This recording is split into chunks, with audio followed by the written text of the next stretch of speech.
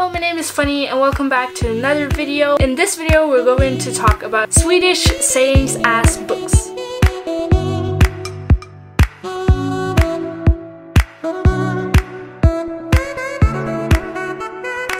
So this was a fun book idea that I came up with when I was just going to sleep, or I think I was about to fall asleep, and I came up with this. And I remember doing my last Swedish Swedish versus English titles on books, and I remember doing that video. It got some appreciation and it was really fun to film, and I thought about doing another Swedish English video and I didn't know what to do, but I came up with this, which I thought was kind of funny, so this is what we're gonna do. So all of you probably know what a saying is, but it is when you say something and you mean something else. Like in English, the typical ones are up my street or my cup of tea. So you can say that, yeah, that's not really my cup of tea, and you mean that you don't really like it, it's not really your type of thing, or it's not up my street. It's the same meaning, but it's more American, I think. So that is a saying, and we have a lot of funny sayings in Sweden, and I chose one of the best I found. And we obviously have a lot more, but I chose some that I thought was kind of good and some that I use daily, or at least often. So what I'm gonna do is that I'm gonna tell you the Swedish saying, I'm gonna tell you the literal translation to English, then I'm gonna tell you the meaning of the saying, and then I'm gonna tell you a book that I think fits to the saying. I think we should just get started so you kinda understand what is happening, but yeah. So the first saying I have is pang på rödbetan. The literal translation for this saying is bang on the beetroot. And you might be like, why the hell would you talk about a beetroot? But the meaning for pang på rödbetan is to get straight to it, or no being around the bush, as you could say is a saying in English.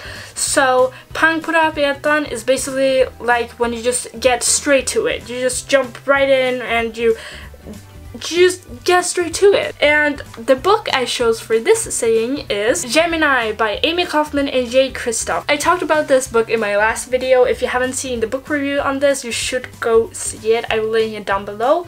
But this is a book that just jumps straight into the action. There is no build up or anything. It's just straight into it, and you get to know nothing before. So I would say this book really is pang på rödbetan. It just goes straight to it. The second saying I have is lipsill, and that means, or the literal translation is blubber herring.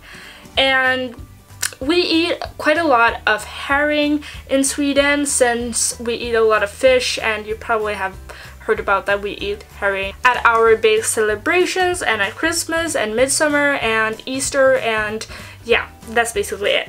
But anyways, lipsill stands for, or the meaning is cry baby. So yeah, lipsill is the same thing as cry baby. And for this saying, I chose Harry Potter and the Order of the Phoenix, and this book is so huge in Swedish. It's over 1,000 pages.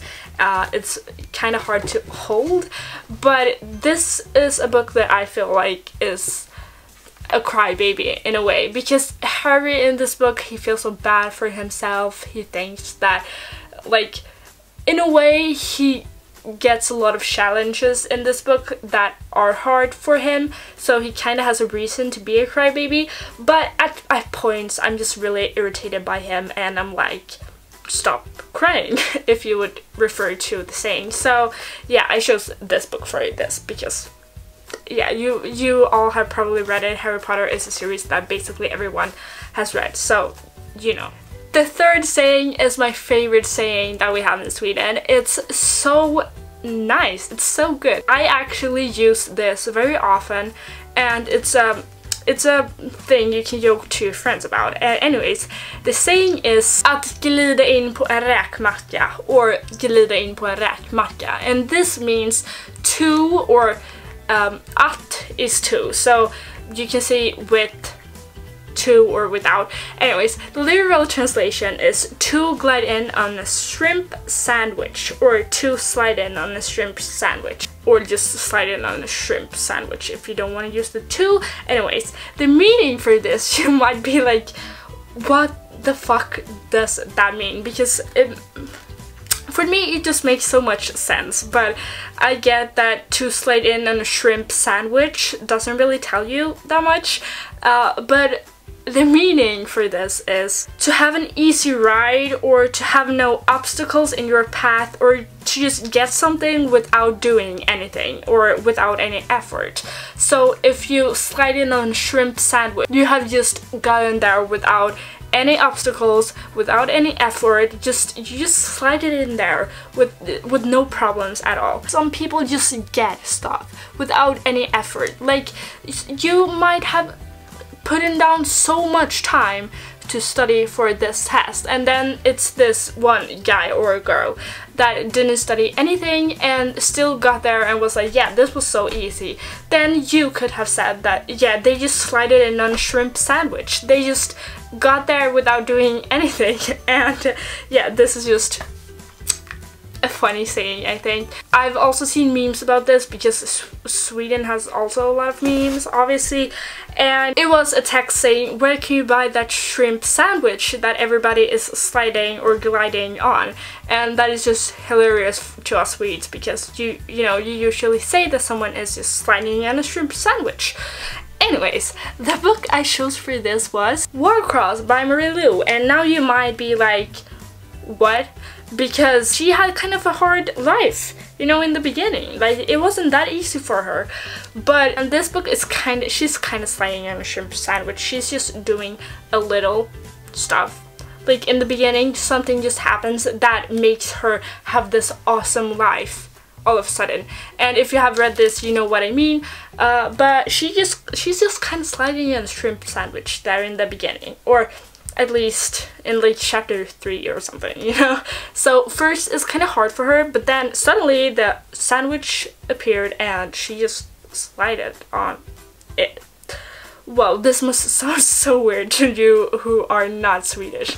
Another saying that I will say is kind of commonly used, or most of these are kind of, and this one is anar ugglor I mossen, or ana ugglor I mossen, and this means, the literal translation is suspect owls in the bog, and the meaning is that you sense that something is wrong, or you could also say that something is fishy, you know, in English you would say that. So that you could sense that there was something going on underneath that you didn't know of, you know, that you can kind of, this is not going as I thought it would be. Like, I think this is kind of weird what is happening now, you know? And the book I chose for this is Renegades by Marissa Mayer. This book was awesome, but at a way through it, I was like, wait, you know? At one point, I was like, wait, how is this gonna turn out when this just happened? That makes no sense. And then at the ending, there was a fucking cliffhanger that explains a lot. So this was a book that I was kind of like, I was sensing something was gonna happen, you know, and it did at the end. So that is good. And by the way, this is a book that I really do recommend. It's like only a month until Arch Enemies is released, and I'm gonna reread this before. I will probably read it after the book I read now. I don't know. I'm just kind of panicking, but I really want to reread this before I get Arch Enemies, so I'm gonna do it. But yeah, this I suspected something. I sensed that there was something wrong with this, or that there was something that was gonna happen. This is the second saying that I use very often, and it is att vara ute och cykla, and that means to be out cycling, or the literal translation is that. And now you're probably like, how can to be out cycling be a saying? Like, what, you're just out cycling? But the meaning when you say that in Sweden, or obviously you can mean that you're just out cycling, but the meaning is to be so wrong that it's funny, or to really just have no idea what you're talking about, like you're really just saying the completely wrong thing, you know, like in an argument. Like if you would say like, yeah, the United States have 64 states, and you're like, no they don't, and they're like, yes they do, and then they were wrong, you could say that, yeah, they were so out cycling, they you know, was not even close to be right, you know? You could also say barking up the wrong tree. I think that would be the right saying translated to English. For this saying, I chose Gregor and the Prophecy of Bane by Suzanne Collins. This is a book from the Underlying Chronicles by Suzanne Collins.